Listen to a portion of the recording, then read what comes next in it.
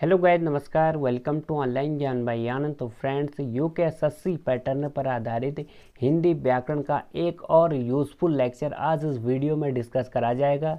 साथियों, आपको बता दें, इससे पिछले लेक्चर आपको यूकेएसएससी पैटर्न पर आधारित देखने हैं तो जरूर जाइएगा। डिस्क्रिप्शन बॉक्स में लिंक है, विथ पीडीएफ फॉर्मेट में वो नोट्स डाउनलोड करने हैं तो ज़रूर डाउनलोड कर लीजिएगा। नीचे लिंक पड़ी हुई है। आगामी एग्ज़ाम्स को देखते हुए वे नोट्स, वे एमसीक्यूज आपके लिए इम्पोर्टेंट हो सकते हैं, एक बार जरूर विजिट करें। तो आज हम बिना देरी के डिस्कस करेंगे उपसर्ग और प्रत्यय, यानी किसी शब्द में हम कैसे पहचानेंगे कि उसमें उपसर्ग कौन सा वर्ण है और कौन सा शब्द में क्या प्रत्यय लगा हुआ है। तो पूरा आपको इसी वीडियो में जानने को मिलेगा। तो स्मॉल लेक्चर है, छोटा सा लेक्चर है, वीडियो पूरा देखने का प्रयास करें। साथियों, उपसर्ग और प्रत्यय की उत्पत्ति को जानने से पहले हमें जानना होगा शब्द की उत्पत्ति के बारे में। तो वर्णमाला वाले लेसन में हमने पढ़ा था कि वर्णों की उत्पत्ति कैसे हुई। जब हमने बताया था कि भाषा की जो सबसे छोटी इकाई होती है वह होती है वर्ण या ध्वनि। तो वर्णों के व्यवस्थित समूह को हम क्या कहते हैं? वर्णमाला कहते हैं। इसी वर्ण के सार्थक समूह को हम मिला दें तो एक शब्द का निर्माण होता है। बेशक इनका सार्थक समूह होना चाहिए, ना कि निरर्थक समूह।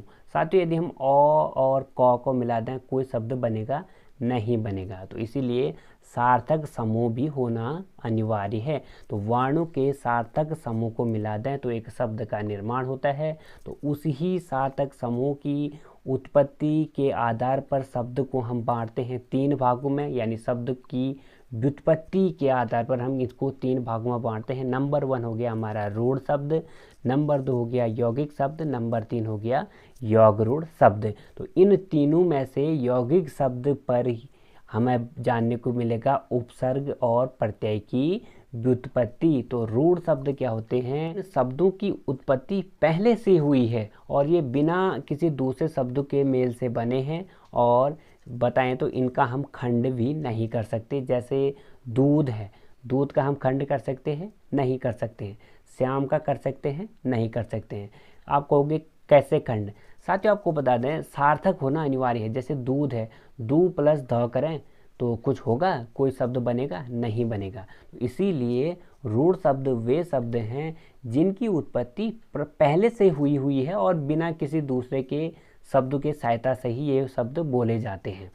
दूसरा आता है यौगिक शब्द। यौगिक शब्द उन्हें कहते हैं जो दो या दो से अधिक सार्थक शब्दों के मेल से बने हैं। तो और उन दो शब्दों के सार्थक शब्दों में पहला जो भाग होगा उपसर्ग का होगा, दूसरा भाग होगा प्रत्यय का होगा। एग्जाम्पल से आप अच्छा समझोगे। जैसे सुंदरता है, तो सुंदरता को हम दो भागों में बांटें तो सुंदर प्लस ता हो गया। तो पहला भाग होगा क्या होगा? उपसर्ग होगा, दूसरा भाग हो गया प्रत्यय होगा। जब इसमें ता लगा तो इसके अर्थ में क्या हुआ? परिवर्तन हुआ, नहीं हुआ? तो अभी हम जानेंगे। तो सुंदरता में आप लोग यौगिक शब्द से डिस्कस कर सकते हैं उपसर्ग और प्रत्ययों को। तो यौगिक शब्द क्या होते हैं? दो या दो से अधिक सार्थक शब्दों के मेल से जब कोई शब्द बनता है तो वह यौगिक शब्द होता है। और उस दो या दो से अधिक शब्दों में जो पहला शब्द का भाग होगा वह क्या होगा?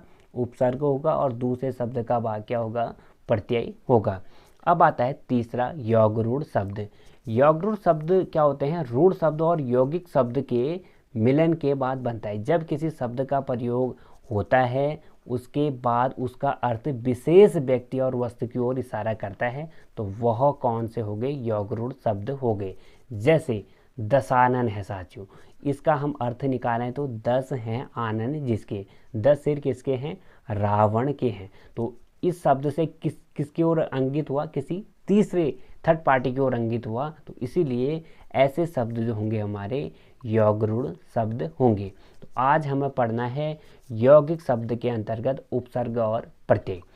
साथियों, आपको बता दें उपसर्ग और प्रत्यय से कैसे प्रश्न पूछे जाते हैं कि आपको एक शब्द दिया होगा कि उसमें आपको पता करना है कि इसमें कौन सा वर्ण है जो बनाता है इसको उपसर्ग, और इसमें कौन सा वर्ण है जिसको बनाता है प्रत्यय। तो वही आपको खोजना है। तो इसको आपको जानने से पहले आपको सार्थक किसी शब्द को बनाना है। सार्थक का मतलब है कि वह पर्टिकुलर एक शब्द होना चाहिए। जब आप उसका खंड करोगे तो खंड करके वह सार्थक शब्द में निरूपित होना चाहिए। तो उपसर्ग क्या होते हैं पहले जानते हैं, फिर जानेंगे प्रत्ययों के बारे में। तो यह शब्द जो होते हैं शब्दों के आदि में जुड़ता है, यानी प्रारंभ में जुड़ता है और उसका अर्थ बदल देता है। उपसर्ग के लगने के बाद उसके अर्थ में परिवर्तन हो जाता है। तो उपसर्ग का अर्थ क्या हुआ? उप मतलब समीप, सर्ग मतलब सृष्टि करना। किसी शब्द के समीप आकर वह उसके अर्थ में परिवर्तन कर देता है तो वह उपसर्ग कहलाता है। उपसर्ग कहाँ पे लगेगा? किसी शब्द के प्रारंभ में लगेगा। जैसे कोई हार शब्द है तो हार का मतलब वैसे क्या होता है? कोई कह नहीं रहता है वह हार गया, वह वोट इतने मतों से हार गया। तो हार मतलब हो गया पराजय। तो इसमें यदि हम प्र शब्द जोड़ दें, यानी प्र जोड़ दें तो क्या बन जाएगा? प्रहार जोड़ जाएगा। तो हार के शब्द में क्या हो गया? यहाँ पे परिवर्तन हो गया, और प्रहार का अर्थ हम निकालें तो वो क्या हो गया? उसको प्रहार मारना हो गया, यानी यहाँ से उसको प्रहार किया।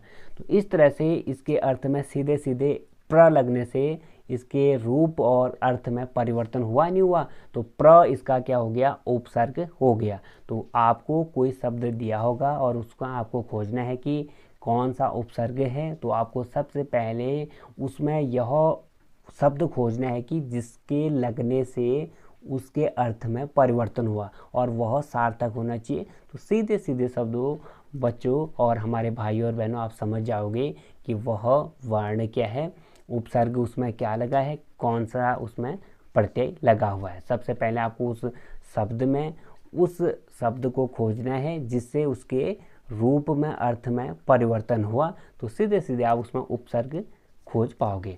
तो इसमें हमने हार में देखा कि प्र यदि हम इसमें जोड़ते हैं तो इसका प्रहार हो जाता है। पहले इसका अर्थ था पराजय, फिर प्र जोड़ने के बाद इसका मारना हो गया। यदि हम इसमें वी जोड़ दें विहार हो जाएगा, जो कहाँ का एक राज्य है, हमारे भारत देश का राज्य है। तो इसके लगने से, इसके प्रारंभ में लगने से, उपसर्ग के प्रारंभ में लगने से जिसके अर्थ में परिवर्तन हो जाता है वह उपसर्ग हुए। तो आशा करता हूँ आपको उपसर्ग तो समझ आ गया होगा। अब जानने का प्रयास करते हैं प्रत्ययों के बारे में। साथियों, हमने उपसर्ग में क्या बताया? यह शब्दों के प्रारंभ में लगता है और उसके अर्थ में परिवर्तन कर देता है।